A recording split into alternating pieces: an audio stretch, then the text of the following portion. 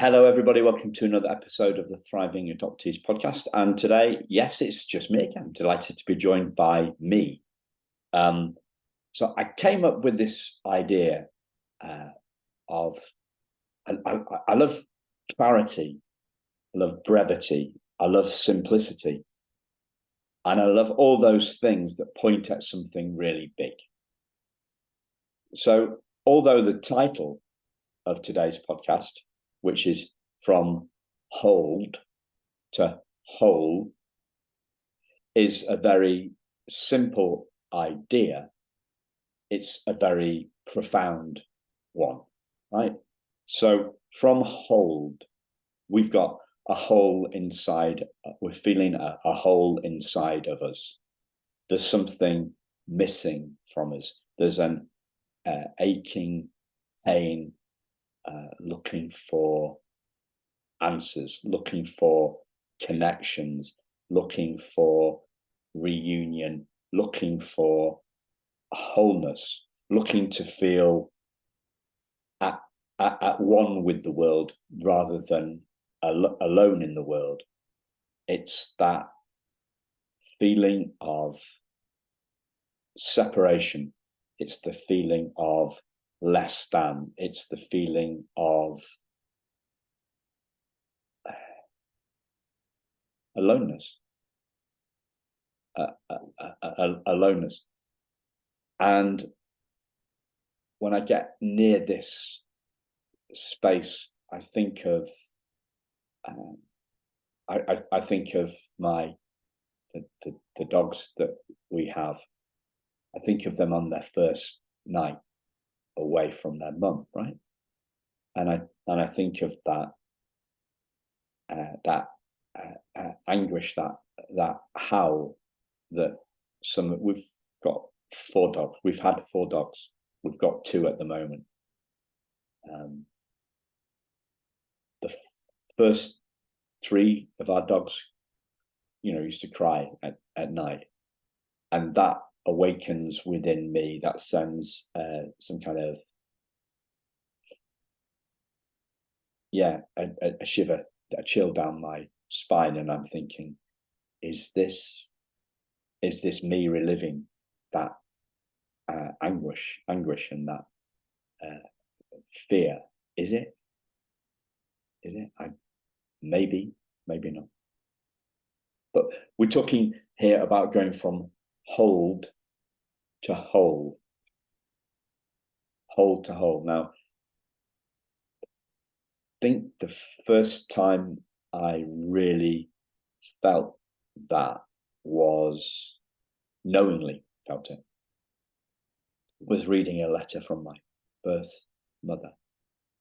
And as I read the letter, I felt her pain, and I felt my pain in her pain.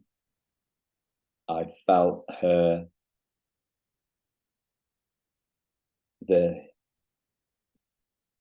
heartbreak of her decision. I felt the imbalance of power between her and the social worker that she was writing to. I felt her achingness. I felt her wholeness. I felt her trauma, and it was like being in a big bath of warm tears. So the tears that flowed down my face, they created a warm bath where I was connected with her, not connected with her. I was part of her. I was in this big warm bath of love and understanding and connectedness, and I felt whole in a peak moment of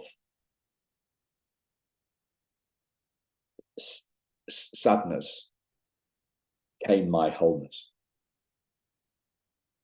And I touch on that in all different places these days.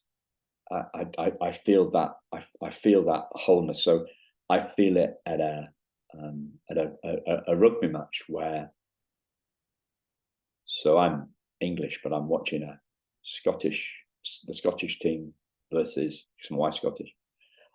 They're playing the Irish team, or they're playing the Italian team, they're playing the French team.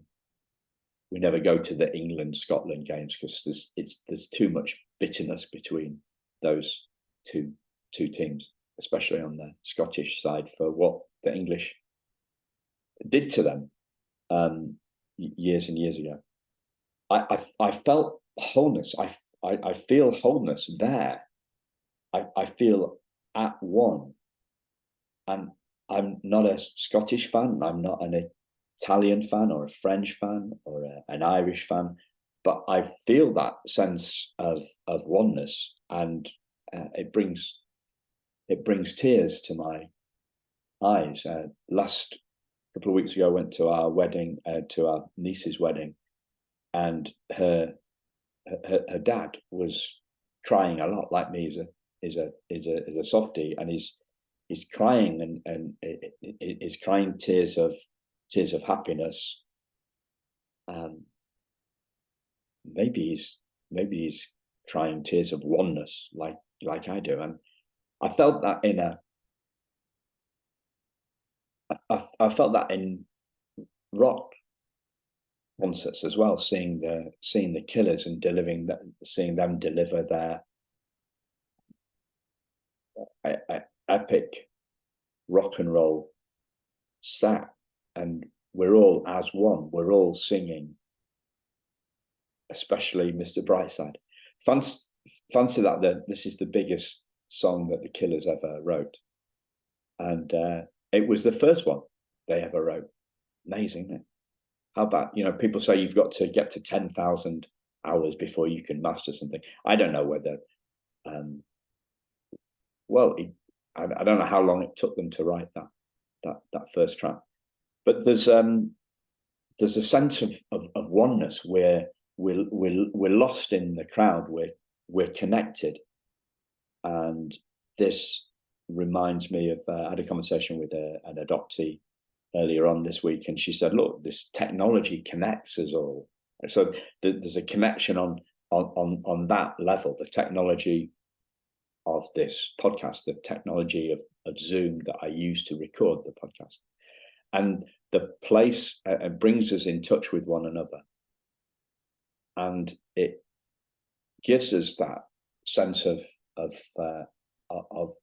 wholeness. Sometimes in the podcast, towards the end of the conversations, we'll touch the space, and I'll go quiet, and you're not supposed to. It's called dead air on a radio broadcast. When nothing's being said, but that dead air, so-called dead air, is full of liveliness. It's full of connection. It's full of who we are. It's that space of connection where nothing needs to be said. It's that in grief, it's that hug that you give somebody that you love, who's lost somebody else that you love too, and words have no place there. It's this place. It's this sometimes bittersweet, sometimes just 100% sweetness, and this connection. And we get this with as a adoptee called Lisa Quates. She calls herself Lee as well. Was on the podcast yesterday, and she talked about us searching for connection. Well, that sense of connection is felt inside. We attribute it to the outside world, but it's felt inside. Feelings are an inside job. We are connected. We are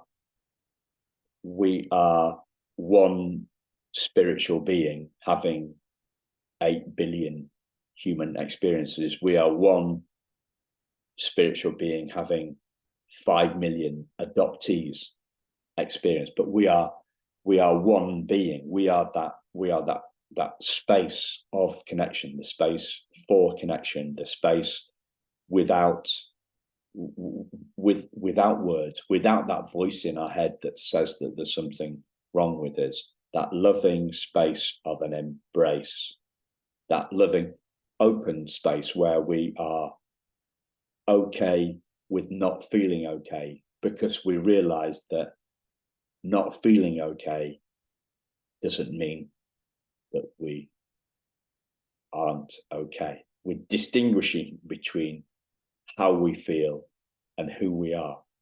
And we're okay. Let me say that again.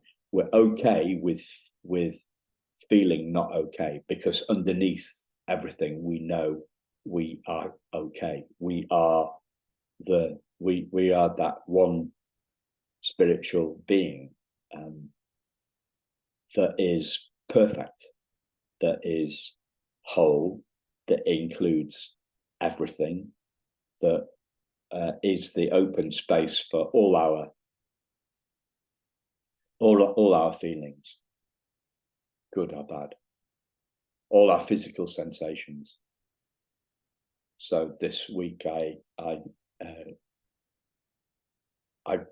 an incredible. I felt an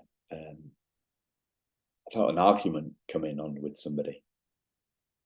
I felt separation, and I felt it in the tip of my. I felt it in the pit of my stomach, and it felt awful. I was going to have it was a forerunner to a falling out, and a forerunner to me